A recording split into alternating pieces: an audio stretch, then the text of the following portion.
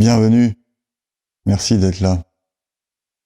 Votre présence nourrit mon besoin de contribuer. Et ça c'est chouette, merci. Voici la deuxième vidéo sur le sujet « Nourrir le corps dans les 7 dimensions ». Nous sommes donc dans la saison 2 des vidéos que je vous propose, avec la thématique générale de revenir au corps. Revenir au corps pour vivre sérénité, souveraineté et vitalité. Et revenir au corps comme une invitation, comme une absolue nécessité dans un monde qui semble de plus en plus fou, où tout vraiment semble de plus en plus fou, et où nous pouvons ressentir l'appel de créer quelque chose de plus juste. Et pour créer quelque chose de plus juste, eh bien ça commence par créer quelque chose de plus juste en nous. Et pour ça, il nous faut revenir au corps. Incarnons le changement que nous voulons voir advenir dans le monde. Nous avons vu en préambule ou en prérequis qu'il est nécessaire dans un premier temps de reprendre notre souveraineté, c'est-à-dire de ne plus subir en comprenant que tout ce qui nous arrive, tout ce que l'on vit, est exactement ce que l'on doit vivre sur le chemin pour grandir, pour avancer. Et lorsque nous sommes pleinement dans cette compréhension, alors nous sommes maîtres de nos vies. Et à minima, maîtres de comment nous vivons les choses. Et même dans un monde complètement fou, nous sommes toujours maîtres de comment nous regardons ce monde et de comment nous le vivons. Et nous avons commencé dans la précédente vidéo à voir le deuxième préambule pour retrouver souveraineté, vitalité et sérénité. Le deuxième préambule, c'est le corps.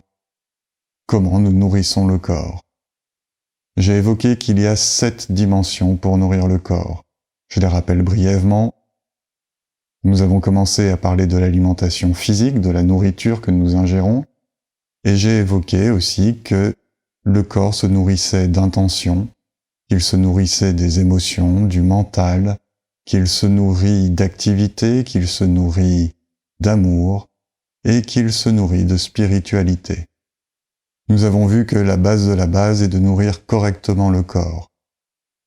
J'entends par correctement le nourrir selon notre profil, notre type physiologique, c'est-à-dire selon nos besoins propres, spécifiques, en fonction de qui nous sommes et de ce que nous faisons et de ce que nous vivons, et de le nourrir dans des quantités adéquates à ce pour quoi il est prévu. Et aujourd'hui, nous allons poursuivre un tout petit peu sur ce volet de l'alimentation physique, de la nourriture que nous ingérons, et je vais faire le lien avec la nourriture de l'intention. Nourriture adaptée à chacun, quantité adaptée à chacun, et évidemment qualité de ce que nous ingérons. Alors vous allez voir que quand je parle de qualité, je ne fais pas forcément référence à ce que nous nommons habituellement la qualité. Et c'est là qu'intervient l'intention. L'intention comme force universelle qui sous-tend tout ce qui est animé. Donc lorsque nous ingérons de la nourriture, effectivement, il y a un aspect mécanique, il y a un aspect physiologique, il y a un aspect énergétique, mais tous ces aspects sont sous-tendus par l'intention. Mais commençons par la base. La qualité des aliments est sous-tendue par la façon dans laquelle ils sont produits naturellement. Et à nouveau, je vous parle pas de bio. Je vais bien au-delà du bio. Effectivement, on n'est tellement pas fait pour ingérer des engrais, des pesticides, même s'il n'y en a que des résidus dans l'alimentation que nous pouvons ingérer. Ces produits issus de la pétrochimie ne sont pas faits pour aller dans le corps. D'ailleurs, dans ce que nous ingérons, seuls les aliments naturels sont faits pour aller dans le corps. Ce que je dis là, ça peut sembler à nouveau hyper simpliste. Et ça l'est. C'est du simple bon sens. Le corps n'a pas été prévu pour ingérer des aliments transformés. À aucun moment. Aucune transformation qui fasse intervenir des produits de synthèse, type engrais, pesticides, conservateurs, exhausteurs de goût, colorants, et tant d'autres encore. Il n'y a pas ça dans la nature. Tout ça, ça sort de labo. C'est un travail hallucinant que font les laboratoires en termes de connaissances, de recherche, de développement, mais malheureusement, tout ce qu'ils produisent n'est pas fait pour être ingéré. Ça n'existe pas dans la nature, le corps n'est pas prévu pour ingérer tout ça. Alors qu'est-ce que ça fait d'ingérer tout ça? On pourrait dire que finalement, avec tout ce qu'on mange, si on n'était vraiment pas prévu pour ingérer tout ça, on serait mort. En fait, c'est tellement plus subtil que ça. Le corps a des mécanismes de sauvegarde, de protection. Mais ces mécanismes consomment de l'énergie. Par exemple, tous les produits de synthèse nécessitent soit un travail énergétique supplémentaire pour les éliminer, et ils sont considérés vraiment comme des toxiques, c'est-à-dire comme un truc qu'il faut dégager le plus vite possible du corps. Donc là, ça fait intervenir le système immunitaire et d'autres mécanismes pour se débarrasser de ces produits intrus, de ces poisons, de ces toxiques. Et quand le corps n'arrive pas à s'en débarrasser, parce que les toxiques sont trop complexes, parce qu'il est face à des molécules dont il ne sait absolument pas quoi faire, le corps stocke. Et il stocke généralement dans les graisses. C'est plus facile. C'est pour ça que quand on a du surpoids et qu'on cherche à maigrir, c'est tellement difficile. Ouais, parce que en cherchant à maigrir, on essaye de se débarrasser des graisses. En se débarrassant des graisses, on libère les produits toxiques qui sont accumulés dans les graisses. Ils se retrouvent dans le sang, dans notre organisme. Et là, c'est tellement pas chouette à vivre, parce qu'on est face à du poison dans l'organisme. Du poison à petite dose, certes, du poison qui ne nous tue pas immédiatement, certes, mais du poison qui nous empêche de vivre un truc chouette, du poison qui nous prive d'énergie, de vitalité, du poison qui nous empêche de réfléchir correctement, du poison qui vient titiller, qui vient exacerber nos émotions. Ouais, ça agit sur tout ça à la fois. C'est pour ça que c'est tellement pas ok d'ingérer ces produits. Alors quand je dis tellement pas ok, évidemment, on en ingère tous, à moins de ne manger que les légumes de son jardin et de boire que de l'eau de la source, de vivre sur une montagne hyper éloignée et hyper haute, où toute forme de pollution a été évitée, et je me demande si ça existe encore sur cette planète, eh bien, à moins de réunir toutes ces conditions, on ingère tous des toxiques. Mais après, c'est une question de quantité. Si c'est un petit peu de temps en temps, le corps sait gérer. Si c'est des quantités massives tous les jours, là, franchement, on se crée des conditions de vie au quotidien et on se crée des conditions potentiellement délétères pour la santé, c'est-à-dire des conditions qui vont affaiblir le corps et qui vont le rendre sujet à la maladie, à être malade plus facilement, parce que c'est ça, ingérer des toxiques. Ce n'est pas mourir demain, mais c'est vivre au quotidien quelque chose qui n'est pas satisfaisant. Alors c'est la norme, on ne se rend pas compte que on peut vivre quelque chose de mieux. Une fois qu'on est intoxiqué, c'est ce qu'on vit au quotidien, je l'ai déjà expliqué. Il n'y a que lorsque l'on se désintoxique que on se rend compte qu'il y avait des réserves, des ressources en énergie dont on ne soupçonnait même pas l'existence. C'est en se désintoxiquant que l'on crée aussi les conditions pour que le mental s'apaise et que les émotions soient plus fluides. Mais tout ça, on ne peut pas s'en rendre compte tant qu'on est intoxiqué. Intoxiqué par tous ces trucs qui sont présents dans notre alimentation physique et que nous ingérons au quotidien. Ça va de l'eau à tous les produits que l'on consomme s'ils ne sont pas naturels. Alors les produits transformés, c'est OK. Tout dépend des conditions de transformation et de ce que l'on met comme produit, de ce que l'on met comme additif. Si c'est nous qui les transformons ou s'ils sont transformés par l'industrie. Et je vais revenir sur les transformations de l'industrie dans un tout petit moment, lorsque je vais aborder l'intention. Mélanger des produits naturels, c'est OK. Les cuire, si on ne fait pas ça trop souvent, c'est OK. Mais tout ce qui n'est pas produit naturel n'est pas OK pour le corps. Si c'est un petit peu de temps en temps en étant conscient de ce que l'on fait, OK. Mais si c'est notre alimentation quotidienne, pas OK. Trop d'énergie consommée à se débarrasser des toxiques et trop de stockage des toxiques dans le corps, ce qui risque, par accumulation, de créer de la maladie.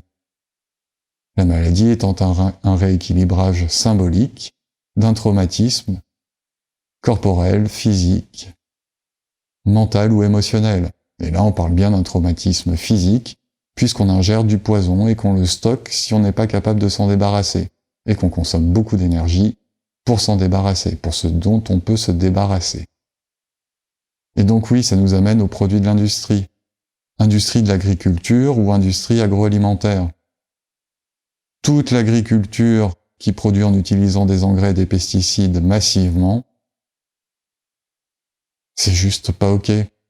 On nous a fait croire que ça permettait de produire plus, et c'est une réalité, ça permet de produire plus, mais ça permet de ne produire que des produits de très mauvaise qualité pour le corps. Je ne parle même pas du goût et du reste. Et puis tout ce qui est transformé par l'industrie agroalimentaire, c'est pas OK. C'est pas OK d'utiliser des conservateurs qui ne sont pas des produits naturels. Ça existe, les conservateurs naturels. Depuis la nuit des temps, on utilise le sel, on fume les aliments, on les sèche. Plein de techniques pour conserver les aliments, avec des conservateurs naturels. Uniquement pour les périodes pendant lesquelles il n'y a pas de production. Pourquoi utiliser des conservateurs quand on est en été et qu'il y a abondance de fruits et légumes? Les conservateurs, c'est pour pouvoir conserver ces aliments durant l'hiver et les consommer, avoir quelque chose à manger pendant l'hiver. Lorsque l'on utilise des conservateurs toute l'année, abondance de toxiques pour le corps, difficulté d'élimination, stockage, maladie, blablabla. Donc pour ça, c'est hyper simple en fait. Pour éviter de manger tous ces toxiques, c'est-à-dire pour ne consommer que des produits naturels, petit a, on ne va jamais au supermarché. Les supermarchés, c'est vachement bien. Ils ont réuni, en un seul endroit, tous les produits qu'il faut absolument éviter. Alors une fois de temps en temps, aller au supermarché pour acheter du papier toilette, éventuellement, ou une tablette de chocolat, ou un truc qui nous fait plaisir, pourquoi pas? Il ne s'agit pas d'être sectaire, il ne s'agit pas d'être des ascètes, ou d'être spartiate. Mais de temps en temps, 1 ou 2 fois par mois, maximum, 1 ou 2 produits, maximum. Sinon, on est simplement en train de s'empoisonner, petit à petit. Un poison qui ne nous tue pas sur le moment ni le lendemain, mais qui nous prive de conditions de vie tellement agréables, qui nous empêche d'être pleinement nous-mêmes, qui nous empêche de réfléchir correctement, qui assaille nos émotions, qui les agite, qui nous fait vivre des conditions dignes du terme survie. Pas une vitalité épanouie, vraiment de la survie. Donc petit a, évitez tous les produits du supermarché. Facile. Même les produits bio. Il y a de nombreuses années, quand j'étais étudiant en agroalimentaire, j'ai lu les cahiers des charges bio, les lois européennes. Ça permet pas d'avoir confiance dans le bio. Tellement pas. surtout dans le bio-industriel. En revanche, le bio, c'est-à-dire des productions responsables, faites par des maraîchers responsables, ouais, ok. Et s'ils doivent utiliser des engrais naturels, type fumure, type épandage des produits animaux, pourquoi pas, s'ils le font de façon raisonnée, au bon moment, et dans les bonnes quantités. Très bien, on reste dans des produits et des cycles naturels. Et puis s'adresser à des maraîchers responsables, conscients de leurs responsabilités, du rôle qu'ils ont en alimentant les populations et en le faisant sainement. On encourage une économie locale, et c'est possible même dans les grandes villes. Il y a des tas de cultures autour des villes, et des maraîchers qui font les marchés.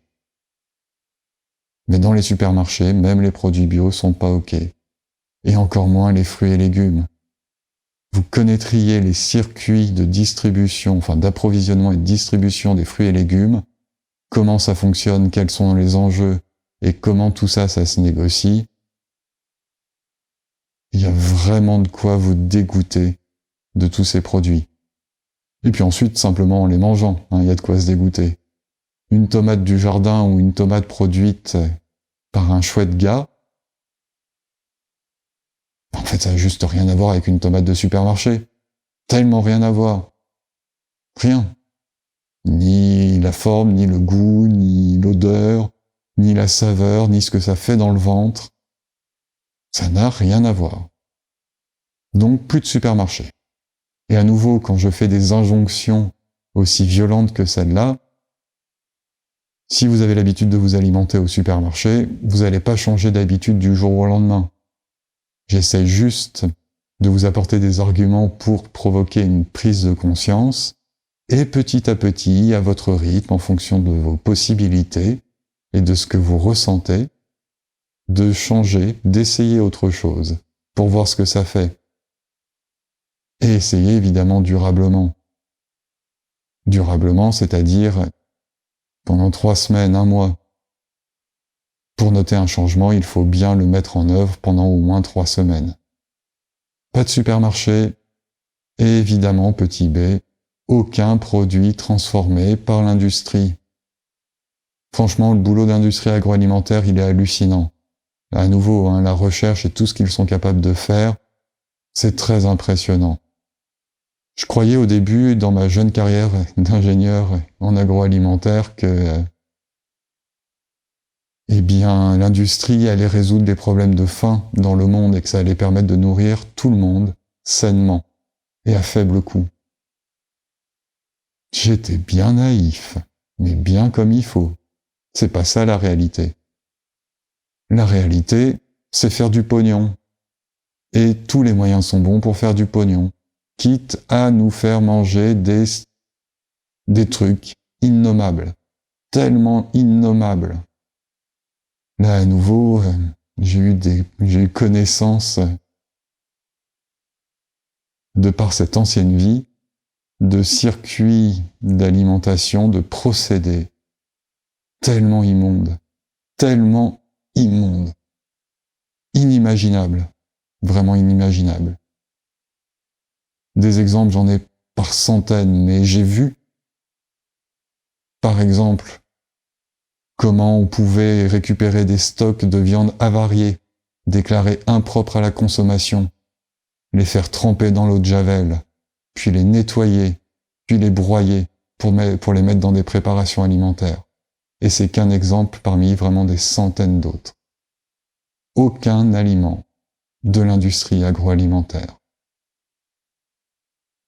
Ou 1 ou 2 fois par mois, en étant conscient qu'on ingère un toxique, mais que on aime bien ça. La tablette de chocolat industriel ou le paquet de biscuits industriels. Ouais, c'est chouette au goût. Bon, après, ça fait mal au bide. Ça nous fatigue. Mais c'est chouette au goût, donc pourquoi pas. Mais certainement pas tous les jours. Et derrière cet aspect purement mécanique, fonctionnel, c'est-à-dire le type de produit qu'on ingère, il y a la question de l'énergie que l'on ingère.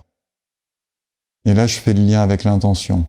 Donc je ne parle pas de l'énergie qui est contenue dans les liaisons moléculaires, cette énergie que le corps est capable d'aller chercher pour avoir des ressources en énergie. Je parle d'une énergie plus à un niveau symbolique, de l'intention. Lorsque nous consommons un aliment, non seulement nous consommons de la matière, mais nous consommons l'intention qui a permis de générer, de créer cet aliment. L'intention, cette force universelle qui sous-tend toute chose animée. Donc ouais, là ce que je vais vous dire, c'est un tout petit peu ésotérique. Et en même temps, c'est tellement facile à vérifier. Facile à vérifier en expérimentant, en changeant de régime alimentaire, en expérimentant ce dont je vais vous parler.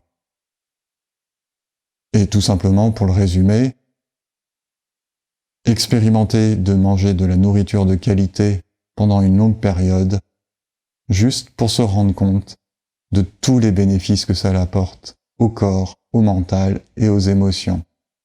Donc l'intention qui sous-tend l'alimentation que nous mangeons.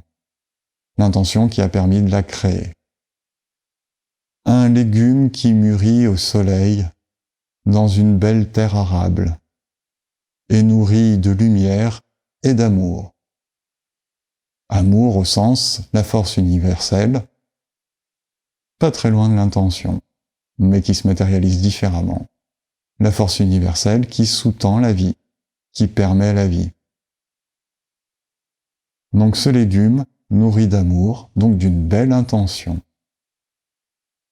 va nous apporter de l'amour lorsque nous l'ingérons. En plus, des glucides, lipides, protéines, minéraux, énergie, eau qu'il va nous apporter. Il va nous apporter quelque chose de subtil, que malheureusement personne, aucun chercheur, aucun scientifique ne s'est encore attelé à essayer de déceler, de quantifier, de qualifier. Mais pourtant, quelque chose qui est bien là, parce qu'on peut le vérifier nous-mêmes.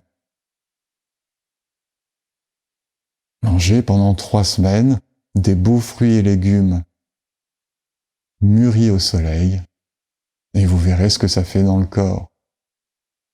C'est une expérience, on peut pas se tromper, quoi. On peut pas confondre un McDo, ou 3 semaines de McDo, et 3 semaines de fruits et légumes produits dans des belles conditions. Voilà, donc cette force, cette énergie subtile, ce quelque chose inqualifiable, inquantifiable, et qui pourtant a un effet tellement important sur nous, sur notre organisme, notre mental et nos émotions. Eh bien, c'est ça l'intention. C'est pour ça qu'il est bien préférable de manger des fruits et légumes produits par un maraîcher responsable et conscient. Et c'est aussi pour ça que tout ce qui vient de l'industrie agroalimentaire est pas OK. C'est quoi l'intention de la machine qui fait défiler les produits sur un tapis et qui les transforme petit à petit? C'est une intention d'amour? C'est quoi l'intention des produits, des adjuvants, type conservateurs, exhausteurs de goût, qui sont ajoutés à l'alimentation? Là aussi, visiter n'importe quelle industrie agroalimentaire, c'est assez hallucinant. C'est très mécanique, c'est très performant, c'est hallucinant d'ingéniosité. Mais il n'y a pas de vie là-dedans. C'est mort tout ça. C'est mécanique. Il n'y a pas l'intention d'amour, des rayons du soleil qui caressent le produit, ou de la personne qui travaille la terre, ou qui travaille ses produits, ou qui prépare le repas. Ça aussi, c'est un truc important. Je vais y revenir dans quelques instants. Et je vais essayer de pas m'égarer. L'intention de comment sont produits les aliments prime surtout quant à la qualité des aliments. C'est hyper important et je vous invite vraiment à essayer. Imaginez par exemple la viande que vous mangez. Les bêtes ont été élevées dans des conditions innommables, gavées de produits dégueulasses. Hormones, antibiotiques, vaccins, alimentation qui leur est pas adaptée, mais qui permet de les faire grandir, grossir, prendre du poids très rapidement. Donc élevés dans des conditions innommables. abattus dans des conditions innommables, et travaillés par des personnes qui font ça à la chaîne, dans des conditions à nouveau innommables, et qui n'ont pas nécessairement une belle intention, qui ne posent pas une intention d'amour, de service, lorsqu'ils font ce travail. Eh bien, voilà. Vous avez un produit extrêmement toxique pour le corps. De la viande qui certes peut vous sembler bonne au goût, mais qui est tellement toxique par les produits qu'elle contient et par toute cette énergie, cette intention ou cette absence d'intention qu'elle a reçue. Et la personne qui prépare le repas, c'est la même chose. Si vous allez au restaurant et que le cuisinier ne prépare pas les aliments en conscience, n'est pas bien dans sa peau, est agité, voire énervé, eh bien tout ça, il le met dans l'alimentation, qu'il vous sert à manger, sans s'en rendre compte. Ouais, ça fonctionne comme ça. Je sais que là j'aborde des sujets qui sont pas très souvent traités, et il y a peu de littérature qui parle de ces sujets. Mais j'en ai fait une telle expérience au cours de la dernière décennie, ouais, peut-être même un peu plus, que je suis absolument certain de ce dont je vous parle. Je l'ai vérifié, je l'ai expérimenté dans tous les sens. J'ai essayé de me challenger, de me mettre en défaut pour infirmer la théorie. Mais en fait, il n'y a aucun doute possible et je le vérifie encore chaque jour. La façon dans laquelle les aliments sont préparés et l'état d'esprit dans lequel ils sont préparés et le niveau de conscience avec lequel ils sont préparés, tout ça, ça a un impact colossal sur le corps, le mental et les émotions. Et quand je dis un impact colossal, à nouveau, quand on est intoxiqué, on s'en rend pas compte. Il faut d'abord se désintoxiquer. Et là, je fais une petite parenthèse, mais un jeûne, par exemple, c'est bien pour se désintoxiquer. Un jeûne encadré, avec un protocole, pendant 4 ou 5 jours. Fin de la parenthèse. Lorsque l'organisme est sain, il se rend tellement compte de la subtilité de ce qu'il ingère. Et tout aliment contenant des produits pas ok, des produits pas naturels, des produits transformés, et contenant une intention pas ok, c'est-à-dire une intention, par exemple, lors de la production ou lors de la préparation de l'aliment, bien le corps le sent, et il consomme de l'énergie pour se protéger de tout ça, pour se débarrasser du toxique, que ce soit un toxique physique, matériel, c'est-à-dire des molécules toxiques, ou un toxique plus subtil, un toxique qui vient de l'émotionnel de la personne qui a préparé ou produit les aliments, ou du niveau de conscience avec lequel ça a été fait. Tout ça, ça se retrouve cristallisé dans l'aliment, et on le consomme. Je vais encore prendre l'exemple de la Formule 1. Une Formule 1, quand c'est réglé tip-top, ça fonctionne très très bien, et ça va très très vite. Mais si vous commencez à mettre, j'en sais rien, je dis ça au pif, quelque chose qui est pas parfaitement ok dans son carburant, tout de suite elle va fonctionner beaucoup moins bien. S'il y a des gravillons sur la piste, c'est comme ça qu'on dit, sur le circuit, tout de suite ça va pas bien se passer. Avec l'alimentation, pour nous, c'est la même chose. À la différence que nous pouvons être aussi performants que des Formule 1, mais nous sommes moins fragiles que des Formule 1. Nous sommes aussi sensibles, mais moins fragiles. Une Formule 1, on voit bien que s'il y a quelqu'un qui éternue un peu fort à côté, le machin tombe en ruine.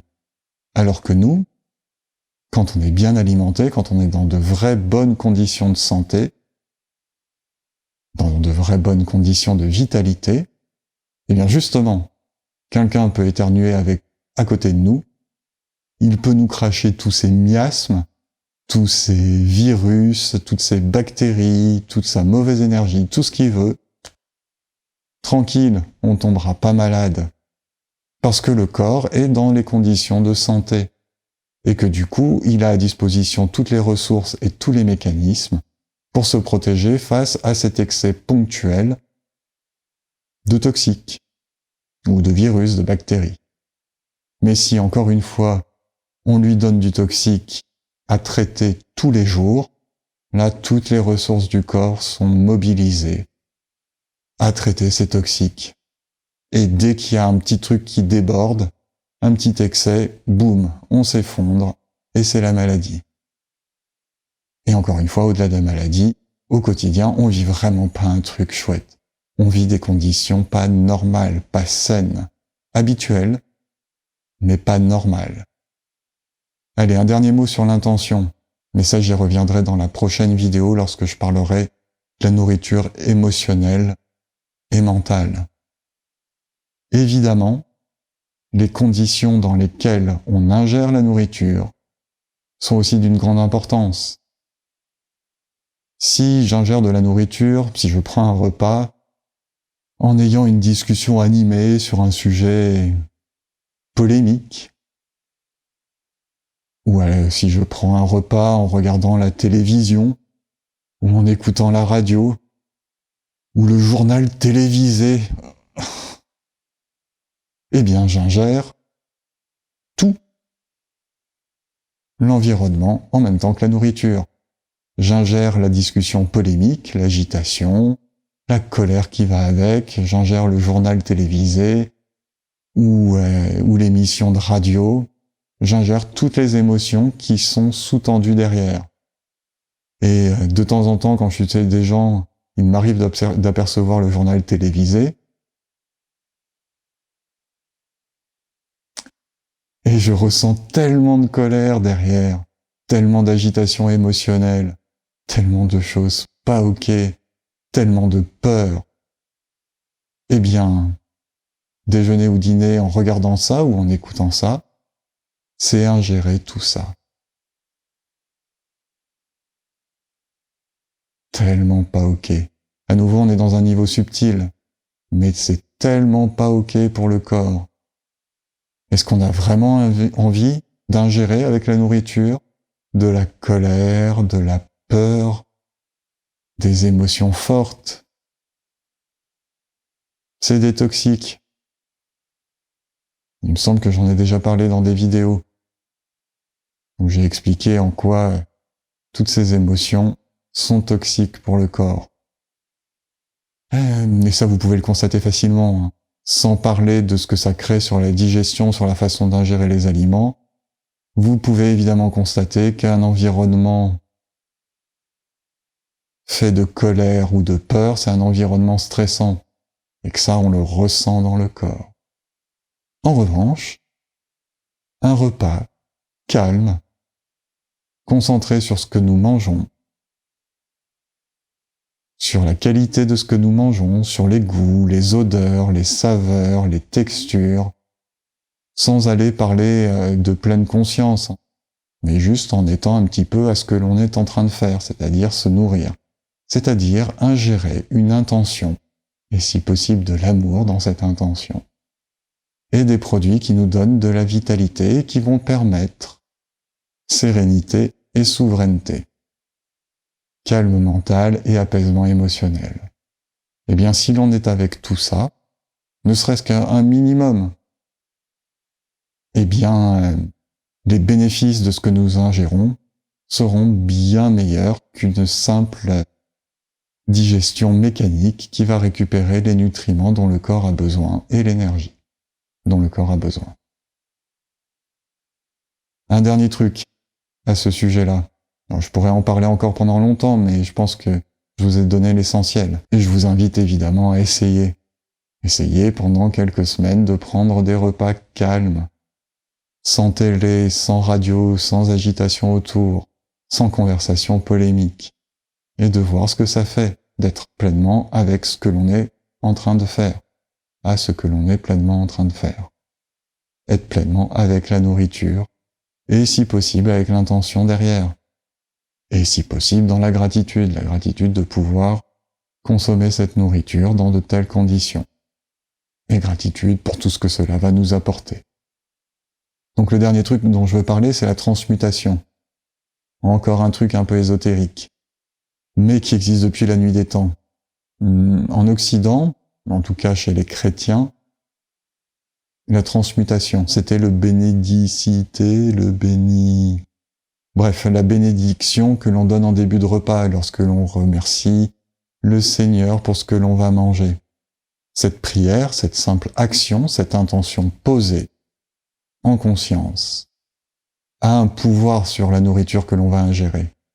Ça permet de transmuter, de changer les énergies qui sont pas OK, les énergies négatives qu'elle contient, en quelque chose de positif pour le corps, en quelque chose de bien, de bon, de sain pour le corps. Et évidemment, dans toutes les traditions, on trouve ça. Voilà, chez les chrétiens, c'est cette prière en début de repas. Eh bien, même si l'on n'est pas chrétien, on peut transmuter par une prière, ou plus précisément simplement en posant une intention, en demandant à ce que toute l'énergie négative contenue dans l'aliment soit transformée en amour, et en remerciant la chance que l'on a de pouvoir se nourrir à notre faim avec des produits abondants et de qualité.